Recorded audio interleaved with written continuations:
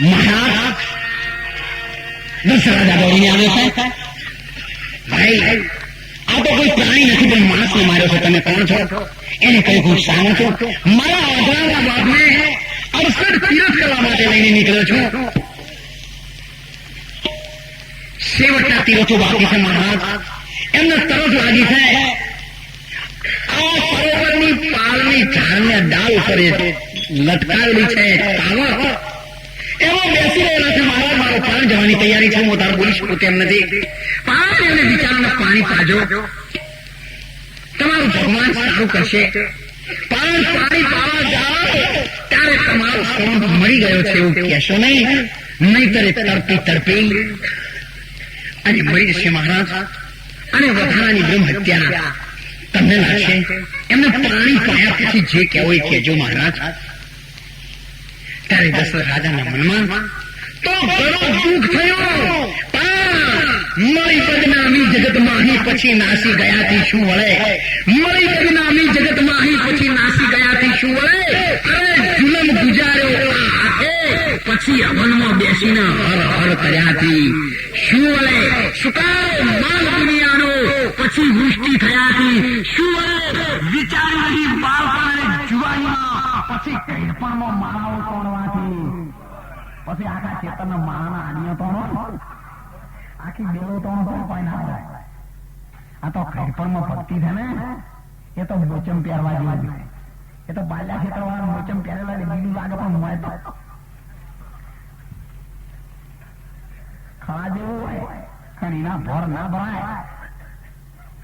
અને ભક્તિમાં તમે ગમે એટલી માળાઓ કરો તમારું મન ઠેકોણા રહે. જે જવાનીમાં જુ નહીં 25 વર્ષની ઉંમર હવે 75 વર્ષની ટાઈમ ઘણું બગડ્યું. એમાં સીધું રહે ત્યારે એ મહારાજ સાંભળે તમે પાણી ખાજો ત્યારે ઘડો ભરીને ઓલો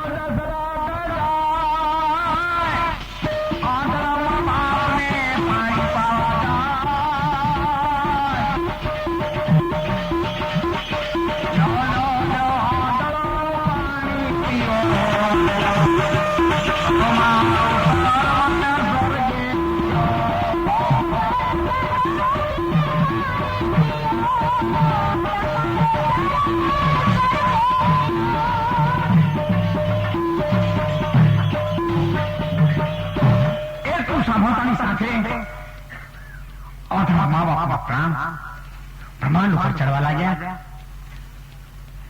મરતા મરતા બોલ્યા ઓઢા મા બાપ રાજા દશરથને આપ્યો છે શ્રાપ.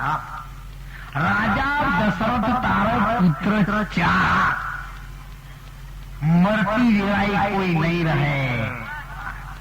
એક છોકરો 4 હોવા છતાં પાસે નહીં રહે. અને એ શ્રાપથી ગણો એમને 4 પુત્રો થયા. અને એમાં એકનું નામ શ્રી રામ પાડવામાં આવ્યું. એમને આજે ગાદી બેસાડવાના છે. તો આ રામનો જન્મ થયેલો નહોતો.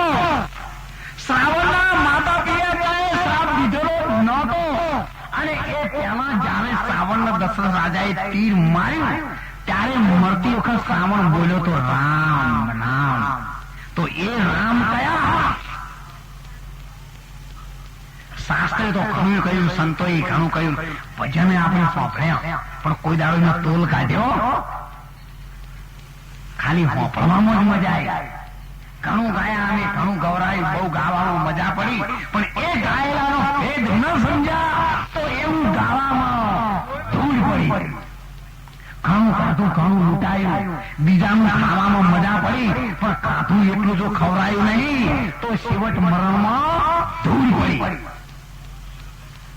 ત્યારે શાસ્ત્રોએ પુકાર કર્યો છે કે સોનાનો વૃક્ષ જયારે દોડ્યો ત્યારે સીતા મૈયાએ કહ્યું કે રાજા એને મારી એનું ચામડું લઈ આવો અને એનો પંચો શિવરાવી મને પહેરાવો. સોનાનો મૃગ દોડ્યો. સોનાના મુખના કોઈ દાડ ઉપર ચોબડું હોય? તમારા આટલા વચ્ચે આ ગાય ભેંસો વીણાય છે, કોઈ પિત્તળનો પાડો આવ્યો? આખા ભારતના ઇતિહાસમાં કોઈ આવું નશું છે? તા હોનાનો મરજીની માના પેટમાં કેવી રીતે રહ્યો હોય છે? એ તો જીવત મરી જાય મરજી. એ જન્મ મરી લાકડ મોકરું બેહાડી દીધું. અને ભાઈ પછી રામચંદ્ર ભગવાન એને મારવા ગયા. ખાલી એક ઓખનો પડકારો કરતો આકાશ પાતાળ પૃથ્વી 31 બ્રહ્માંડ વસા તાવ જતું. અને પરચુનિયા મારવા બાપા ધણી પાછો ભીડાવે. આ તો ઉનાળામાં સફળમાં એવા પરચુનિયા ખાતા નથી. શંકરાચાર્યના દીવાના છે.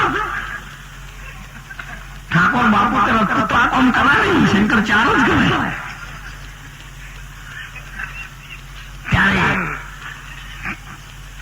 ભગવાને પાછો ભીડાવ્યો ગયા. અને બનાવટી મૃગને અવાજ આપ્યો કે તાજે લક્ષ્મણ વીર. સીતાજીએ કહ્યું, જાઓ લક્ષ્મણજી, તમારા ભાઈને ભીડ પડી.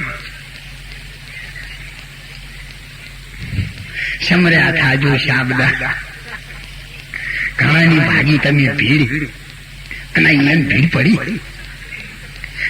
ભગવાનની ભીડ આ પરચુનિયા ખાતા વાળા, આ જનરલ મર્ચન્ટ કમિશન પાકી દુકાનો વાળાના, આટલાઈયા વાળા મજૂરી મદદ કરવા હેડ્યા છે.